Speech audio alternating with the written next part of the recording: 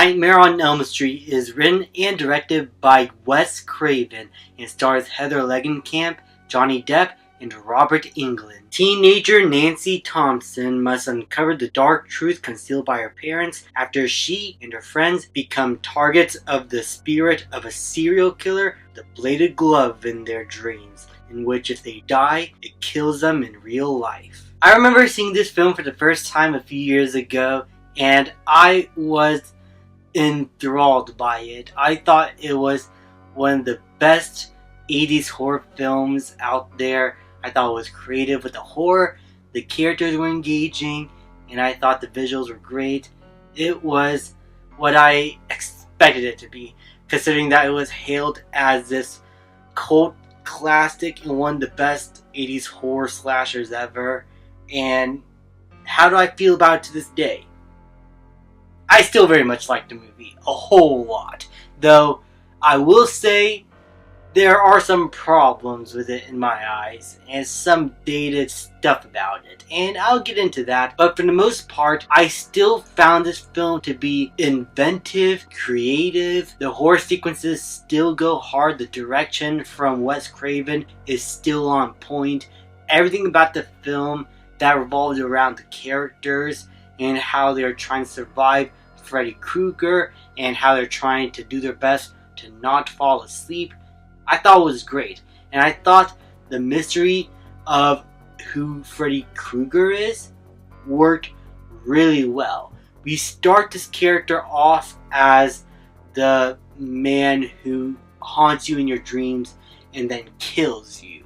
We don't know much about him at first. We're just following this group of friends that all get along well with one another, may have some problems here and there, but they are a tight-knit group of friends that do care for one another at the end of the day. The unfortunate thing is, now they're being torn apart. Now the relationships are struggling here. Nancy and her boyfriend at this point are trying to keep things together and trying to survive Freddy, while one of their friends is put in prison being falsely accused as the killer.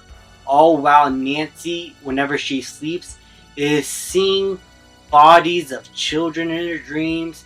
Then she sees a furnace area that is creepy and haunting with a shadowy figure lurking in the background, and you are just as unsure about what's going on in these first few moments. Why is this man killing these kids in their dreams? And how is he able to be all in their same heads and be able to get them at one point? And how is it all possible? And we get little hints of that whenever we do go to a dream sequence. At one point, Nancy is having a dream about a house with a couple of kids playing jump rope, all going 1, 2, Freddy's coming for you. And that is an eerie setting, and I love the way the dream sequences were helmed.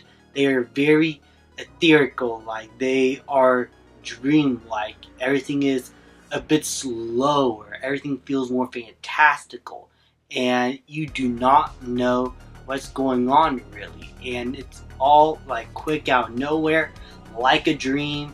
You're trying to catch up as to what's going on, and when you wake up you're trying to remember what actually happened, and it's hard at times. It actually feels like these people are dreaming and doing their best to try and figure out what's happening in their dreams, trying to find out who Freddy Krueger is and how they can stop him. And once the eventual mysteries are revealed by Nancy's parents, as he was a child killer back in the day, and how all the parents tried to kill him, we now understand how he came to be. Maybe not exactly, because how he's able to get into the minds of these kids is still a bit unclear. It's almost spiritual in a way. Like, there is still a bit of mystery surrounding this character, despite having us understand what his backstory is and why he's doing the things he's doing. We don't understand how he's doing all of this. There's still a sense of mystery to Freddy Krueger here, and I really love that. It helped make this character feel scary and sadistic, and is all brought to life by a brilliant performance by Robert Englund. He is to Freddy Krueger what Robert Downey Jr. was to Iron Man, what Christopher Reeves was to Superman. It is perfect casting all around, and I loved how he was able to bring a sadistic side to the character while not bordering too much on the goofy aspects that made the character a lot more cartoonish. She is a lot creepier in this first film and a lot more mean-spirited, and he is doing what he can to try and get all these kids in some very inventive and dreamlike kill sequences that I do feel like they are coming from out of a dream. Wes Craven directed this film very well and was able to have all these dreamy sequences feel etherical, feel fantastical, like you are in a different dimension than where you were before in the real world. And how he written these characters to be relatable and likable, I think worked very well, because this group of teenagers all feel authentic. They don't feel cartoonish. While some of their performances can be a bit weak at times due to how they give out their dialogue, in my opinion, sometimes doesn't feel the most authentic. How they act towards each other and how they actually feel like a close group of friends when they're all bantering off and talking with each other, I think worked very well. And while some of the visuals for the horror sequences I think looked really good, there are some dated effects here and there revolving around the character of Freddy Krueger and how they have to make him do all these fantastical things, like he is extending his arms. Sometimes can look a bit dated. Not all the visual effects hold up really well due to the budget limitations and what they had to work with on the first film. And as I said before, there are some problems with the dialogue and how the actors give out the dialogue that I don't think is always the most natural, but for the most part, they are just minor nitpicks. They don't detract from the movie a whole lot. They're just problems I just noticed now, considering that I've watched this film a few times, and you pick up on certain things that could be better here and there.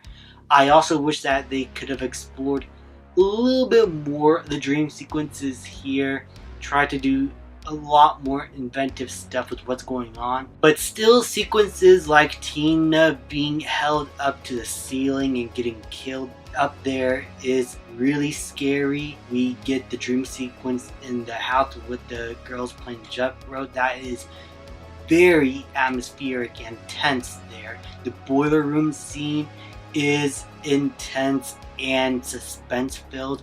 There's still plenty of great horror filled moments that Wes Craven was able to build upon really well and have you feel the terror that Freddy Krueger represents in this movie. Overall, Nightmare on Elm Street is still a fantastic slasher film with great characters, great horror, great direction and writing, and I could highly recommend you guys go check this out if you hadn't had the time for it. It is a really good horror film. I'm going to give A Nightmare on Elm Street an A. Thank you guys so much for watching. Please leave a like, subscribe, comment, and I will see you guys next time.